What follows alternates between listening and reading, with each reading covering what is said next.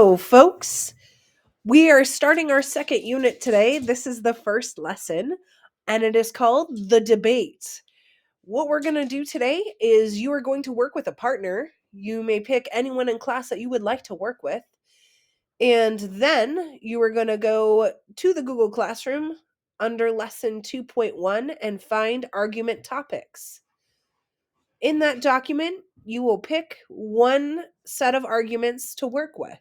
You will put your initials, both of your initials, on whichever argument you pick. And then in your partnership, one person is going to take the affirmative and one person is going to take the negative side of the argument. So, how we're going to do this is we are going to learn to argue like pros.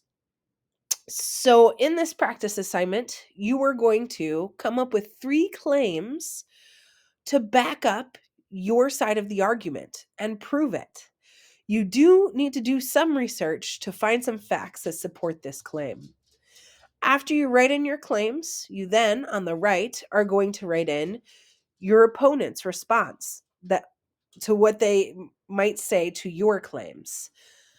And so that's what you're doing in class today. Next class period, we will come together and we will debate on based off of what you have crafted today.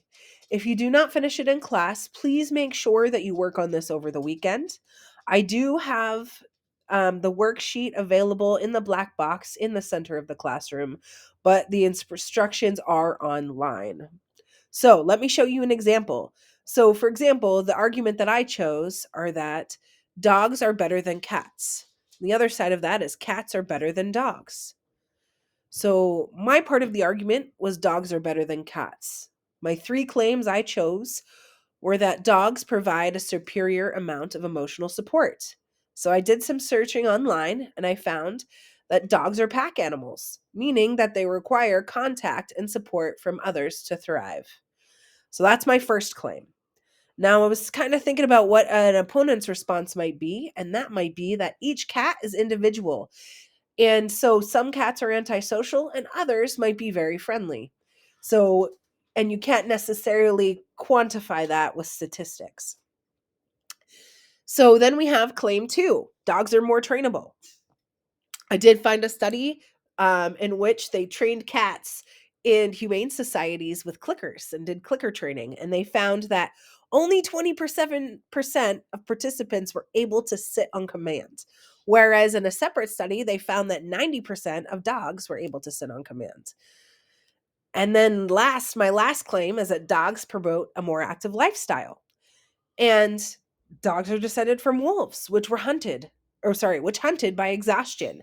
So because of this, dogs are endurance runners and they have more energy than cats do. So you want to make sure when you're crafting your claims that you use logic. I'm going to switch to the next page just for a second. So if you look at the bottom of the page, the things that I'm talking about are right at the bottom of the page, okay? So you want to make sure you're using logos, which is logic and reason. Well, you want to make sure your claims make sense. You want to make sure you use ethos, which is using a credible source, making sure if you research online that it's not on Wikipedia or any unreputable site. And lastly, you want to make sure you use pathos. So you are appealing to the emotion as well. Have fun arguing. And please make sure when you're done, you press submit in the Google Classroom, no matter if you turn it on paper or online. If you do not finish this in class, please make sure you finish it over the weekend. Have a wonderful day. We'll talk to you later.